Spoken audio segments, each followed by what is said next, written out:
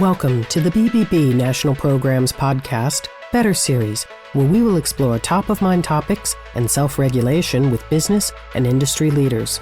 Together we seek to understand the leading trends and innovations that continue to push the envelope in today's marketplace. Hello, and welcome to BBB National Program's podcast series on data privacy. Here we discuss major marketplace issues in the world of data privacy, from new regulatory developments to emerging technologies and new use cases. BBB National Programs is the home of a dozen leading national industry self-regulation programs focused on providing business guidance and enhancing consumer trust in key marketplace areas.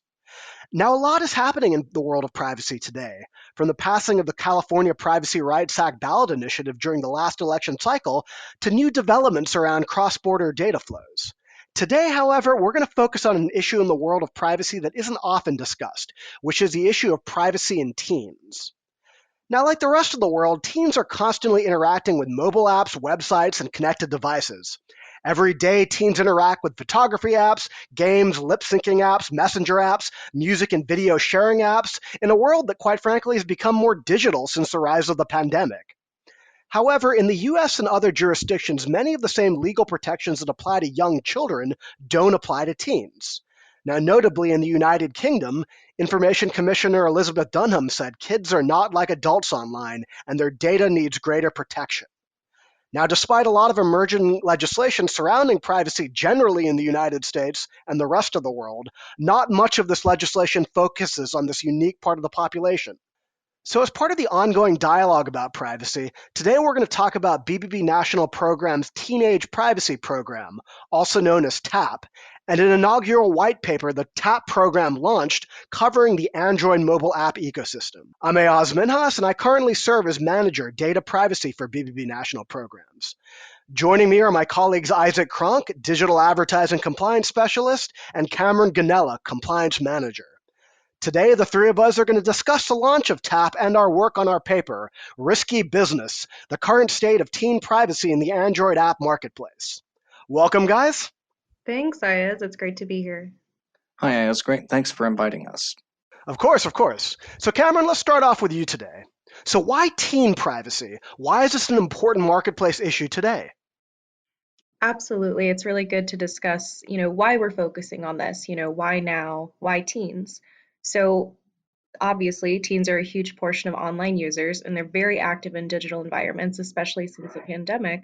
But even their generation, Gen Z, has gotten the monkey or digital natives, which means that they've grown up with this technology. So they're using it all the time.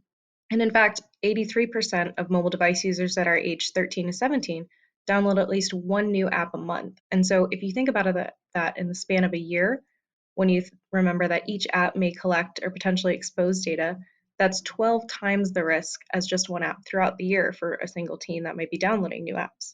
So teens aren't unaware that there's risks online. In fact, 72% of them think that tech companies manipulate users to spend more time on their devices.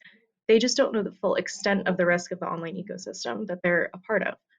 And in fact, that's in part due to a lack of regulation, like you mentioned, right, aimed at teens. And so in the European Union, they have the GDPR, and that applies to teens 13 to 16. But unfortunately, it varies between each member state, so between each European country, and it does only apply to Europe. In the United States, we do have the CCPA and the CPRA, like you mentioned, and it lets 13 to 16-year-olds choose to opt in to the sale or sharing of their data. But unfortunately, it doesn't afford them any other special protections with regard to their online privacy. And so, again, when we look at federal legislation and the state of that, right now, it only proposes raising the age of COPPA to include teens, but on a practical level, it doesn't really make sense to treat a 5-year-old the same way that we would treat a 15-year-old online. And when you think about teens as a unique portion of the population, we don't think that they're capable of making real-world decisions, such as voting, purchasing alcohol, and driving. For example, those are all age-restricted for a good reason. But online, they have no protections at all. And so essentially, they're having to fend for themselves. So again, that really speaks to why we created TAP, to address the nuanced needs of the teen audience and effectively protect them online. Yeah, thank you for that answer, Cameron. And for the benefit of our listeners, COPPA is the Children's Online Privacy Protection Act of 1998, which was passed to provide protections for young children in the online space. Now, moving over to Isaac, for the benefit of our listeners, why did we focus our initial research efforts on the Android mobile app ecosystem? Hi, guys. So there are, as you know, two major mobile app ecosystems: the Apple App Store that people use on iPhones and iPads and the like, and the Google Play Store, which is used by most Android phones and tablets. Now, between them, these app stores have millions of apps offered by publishers around the world, many of them for free. Well, to perform this research, we'd need to actually download over 1,000 apps to our server systems to disassemble the app software so that we could examine each app for tracker software and permissions requests. This first meant that we could only look at free apps. And due to the control that Apple exerts over its App Store, it also meant that as a practical matter, we had to restrict our study to the Google Play Store, as downloading and analyzing apps on the scale we wanted to do would have been problematic on the Apple App Store. Gotcha, and thank you for that clarification. So moving back to you, Cameron, at the outset, can you describe some of the high-level findings from our paper? Yeah, absolutely. It'd be great to go over the overall, some of the more interesting things that we found. So in the teen apps that we looked at, we found that each app, as a median, had 11 permission requests per app.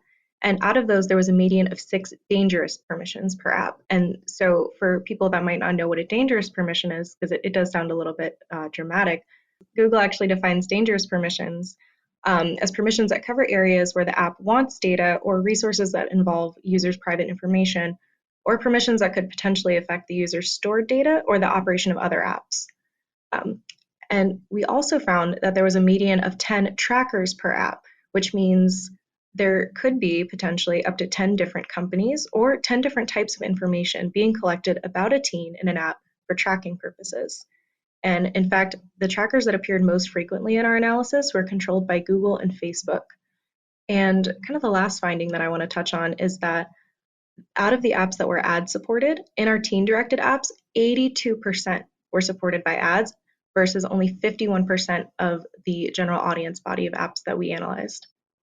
Wonderful. Now, before we go a little bit deeper on this point, I think it's important to give our listeners a sense about what are free apps in the Google Play Store is and how are they monetized. Now, as I understand, and which I believe we all know, is through a combination of advertising and in-app purchases. Cameron, can you talk about that a little bit more? Sure, and this is important to touch on because monetization might not be at the surface of an app, so you might not know what's going on behind the scenes. So most free apps operate on what we'd call a freemium model. So they're free to download, but you need to purchase in-app upgrades to advance in the game or access additional features. And so that keeps people wanting to play and wanting to keep making those purchases to advance farther in a game or access more content in an app. So most apps also supplement their in-app purchases with advertising, or they derive their revenue only from advertising because it can be grown to great profitability using just advertising. So there are two types of advertising I'd just like to cover for our listeners. So the first is contextual, which relies on the content that you're currently looking at to provide you with an ad. So for example, if you're looking at a travel planning app, it might advertise flight or hotel deals. Or if you get like a flight simulator app, it might show you ads for other flying games on the App Store. Now, in contrast, there's also interest-based advertising. So like its name implies, it relies on the actual behavior of the user and is tied to an identifier so that they can track or follow the user across different sites or apps they use. So they deliver what we call targeted advertising. So interest-based ads use data from your phone, for example, like what apps you use, the websites you visit, products you search for, or location data to see what stores you visit, what's near you, etc. The data, and that data can be combined across sources for more accurate targeted advertising. So to give you an example, if you go into a sporting goods store near your house, you could get ads for deals in that store the very next day.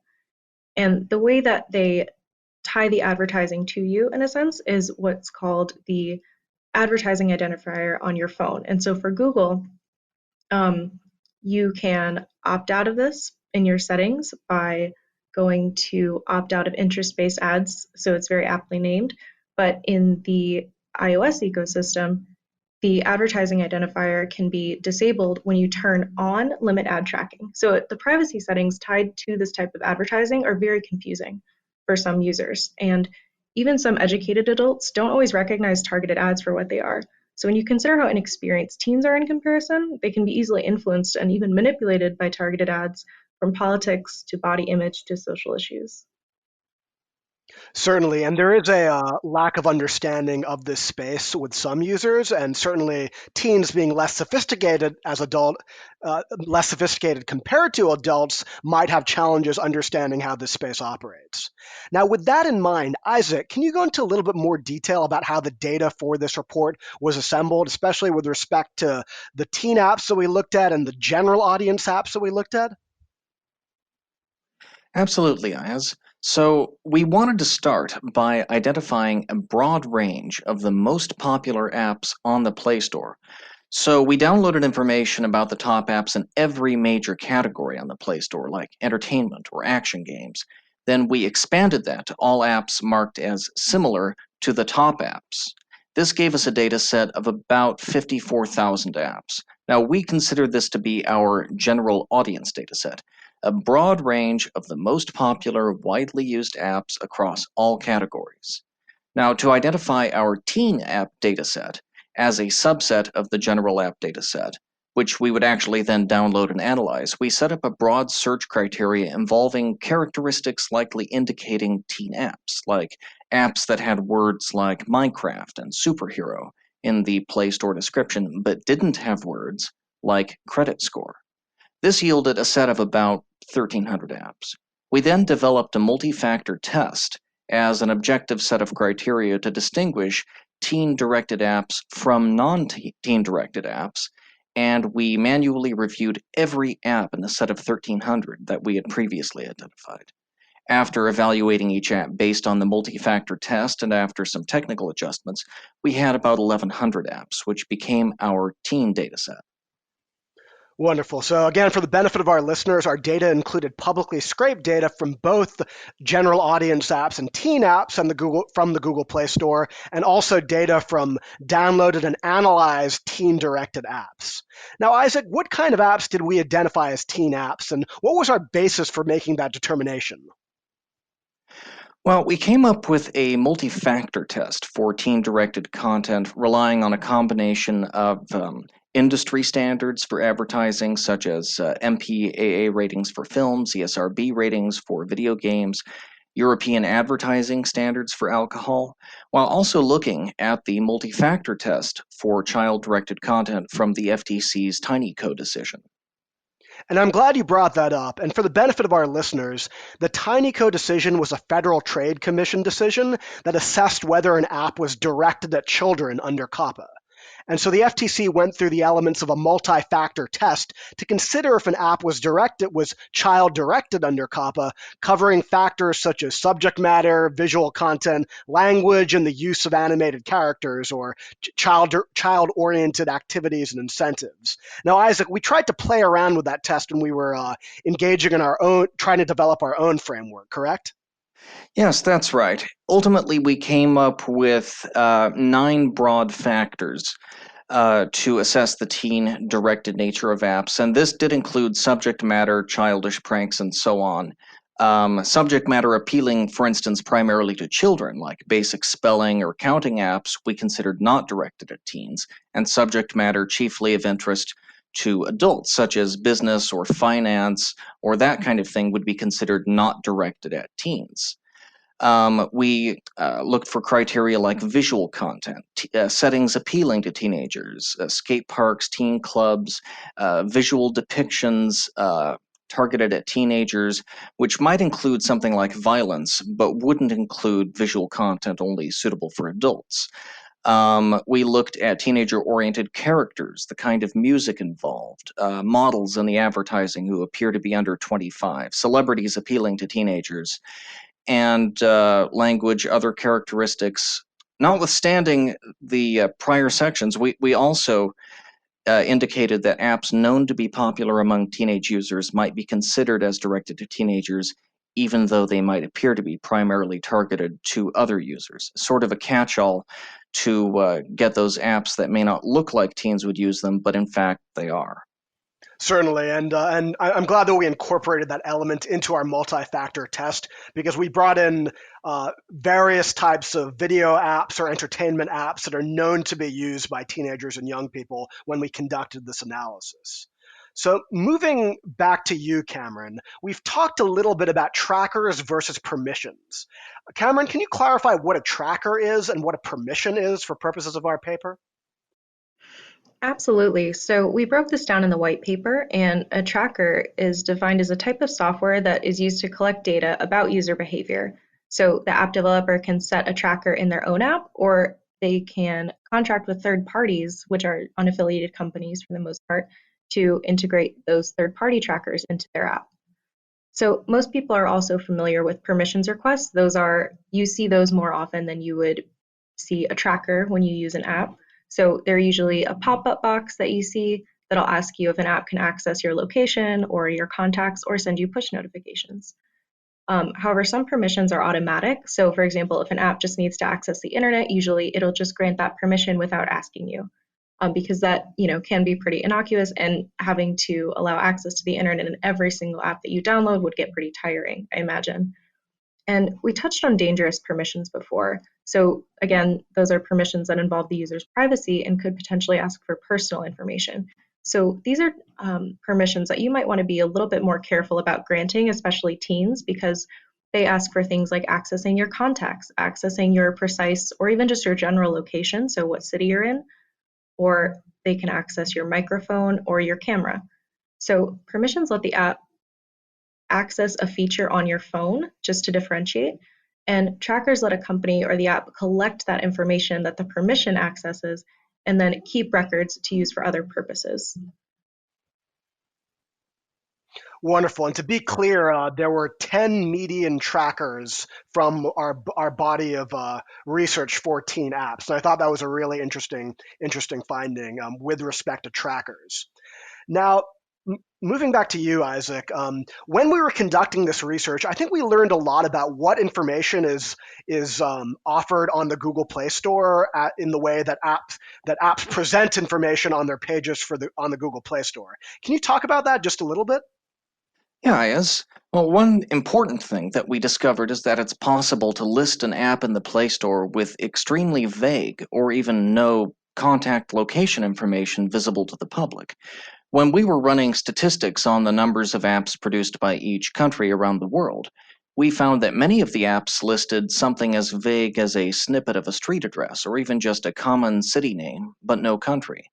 Around 100 apps had such vague information listed on their public app profiles online that we had to do some fairly extensive detective work just to figure out where they were produced. I think this reinforces that there's a general need for greater transparency in the mobile app ecosystem, certainly with many of the apps we looked at, and particularly for these popular apps used by teenagers. Certainly. Now, Cameryn, what were some of the findings from the paper that really jumped out at you that you think teens and their parents should be informed about in this space? Sure, and the paper did cover so many interesting things, but what I really think is important for teens and their parents to know is that all this data that permissions are requesting and that trackers are recording and tracking you with, it can be combined. So when you look at our findings from a bird's eye view, Google and Facebook have multiple trackers that collect different pieces of personal information. And what they can do with that is build profiles of individual users that are very accurate. So those profiles can include things like what you sound like, where you live and work, who your friends are, who your family is, where your family lives, your habits, your interests, etc. So that is a lot of information just about you that these companies have. And this is going to sound a little bit, alarmist, but it is true. So you should assume that every app that you download is tracking some kind of data about you. It's not always going to be bad. It's not always going to be, a beneficial case, but it's just a fact.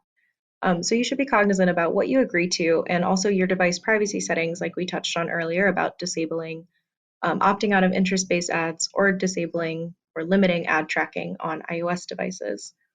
They should also be aware that teens are being targeted at a much higher rate with advertising of both types, contextual and interest-based advertising, as we found in our study. And they're also being targeted with more in-app purchases. And they should keep in mind, especially with freemium models, too many in-app purchases can become addictive and cause teens especially to spend more time on their devices, which then exposes them to even more advertising, more in-app purchases in this ecosystem. And it's especially salient when you look at the fact that over half of the teen apps we analyzed were gaming apps. So you should take special care when downloading and using new games. Right, and that's an important point about the level of the presence of gaming apps in our body of research. So let's put this all together a bit. So there's a lot of free apps in the Google Play Store. A lot of them are directed at teens and might be free to download or might have a lot of in-app purchases. Now, a big thing we're hearing about today in the world of data privacy is the notion of a dark pattern.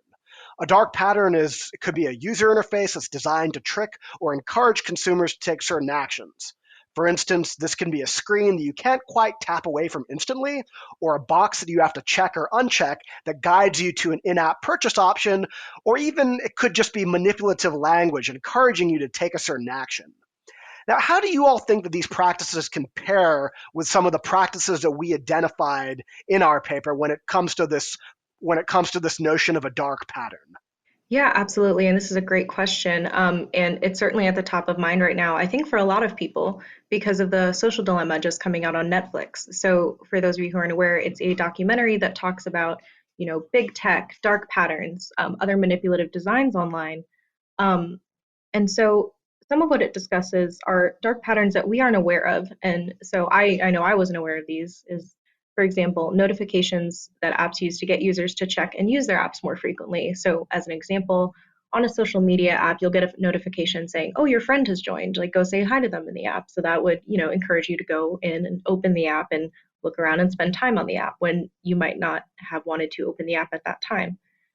Other things like ellipses and messaging apps. So the little dots that come up when someone is typing, it encourages you to sit there and wait for their response instead of sending a response to them, putting your phone down, and then checking it later to see if they've responded. It encourages people to really spend a lot more time on their device and do a lot more on the device so the phone can essentially collect more behavior about the user. Another dark pattern they discussed is how social media can be designed with similar reward systems as casinos. And this also ties in kind of with the freemium model that we talked about. But what the social dilemma touched on was that if you refresh your feed, so I know a lot of us have social media and can attest to this, there will always be new content at the top of the page, no matter how many times you refresh or when you're refreshing. And so the thing to note is that the movie featured a teen protagonist throughout, being on their phone, being exposed to all these dark patterns.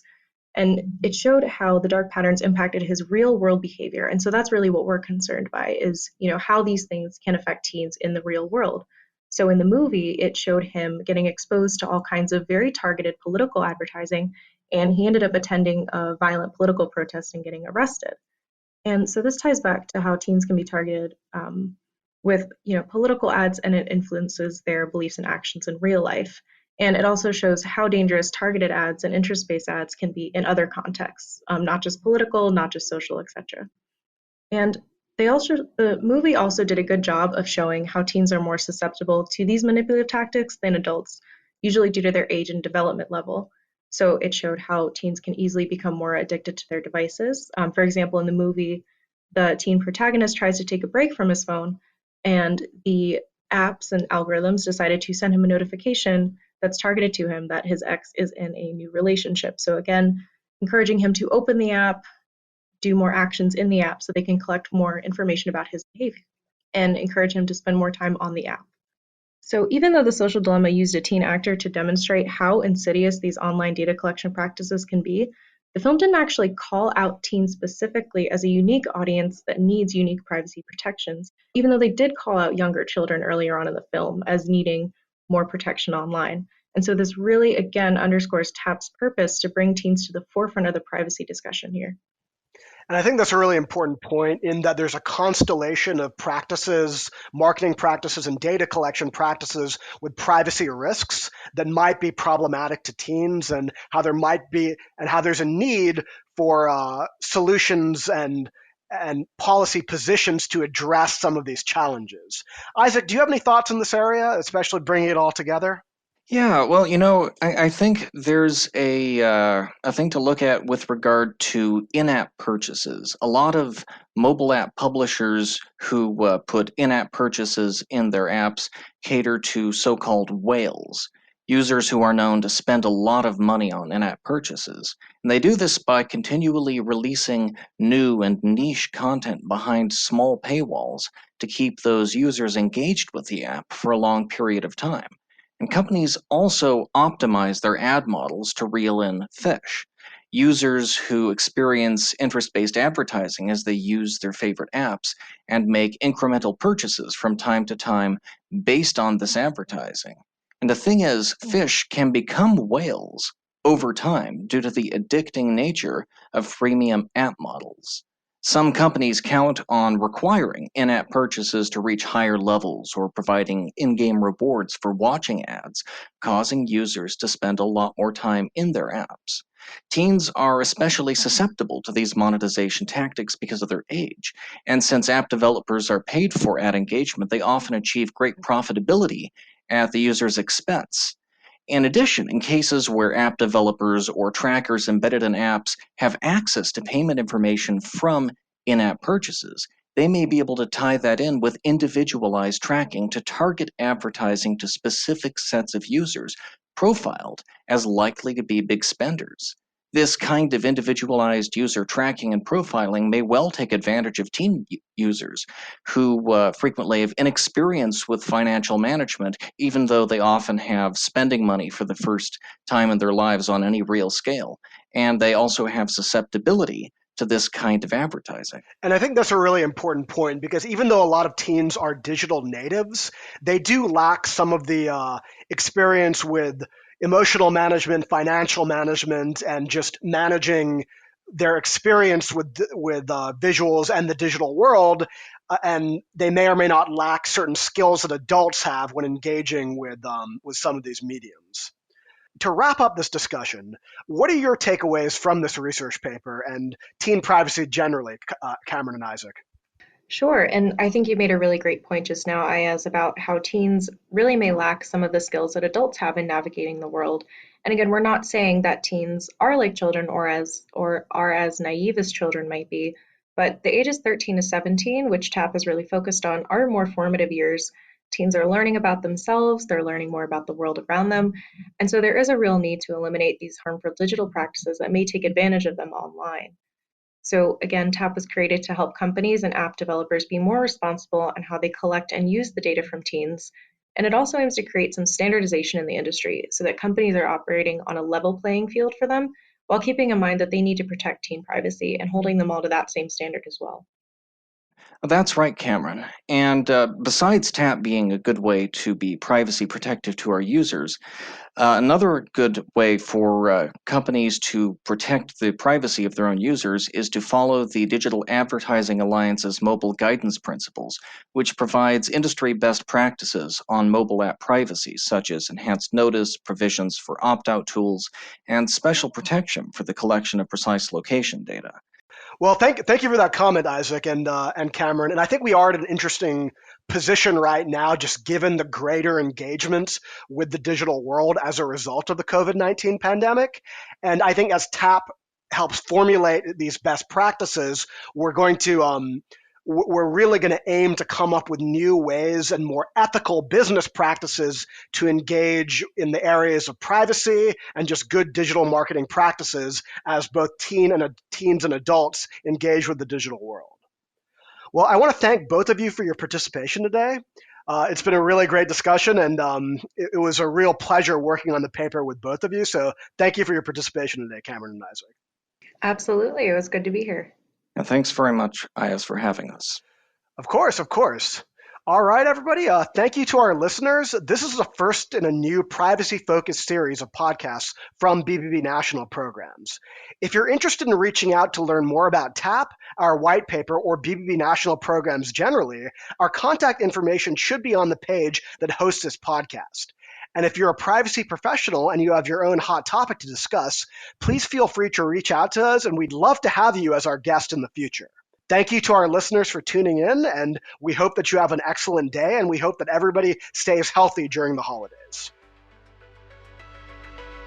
You just enjoyed the Better Series podcast. Be sure to tune in next time for a brand new episode. To learn more about our other shows, visit betterbusiness.blueberry.com. That's betterbusiness.blueberry.com. Follow us on Twitter at BBB_NTL programs. Send your comments and ideas to podcast@bbbnp.org. The thoughts and opinions expressed on this podcast are the views and opinions of the guests, not those of the BBB National Programs or its affiliates. This podcast is for information and educational purposes only and is copyrighted with all rights reserved. This podcast is protected by Blueberry's Terms of Service.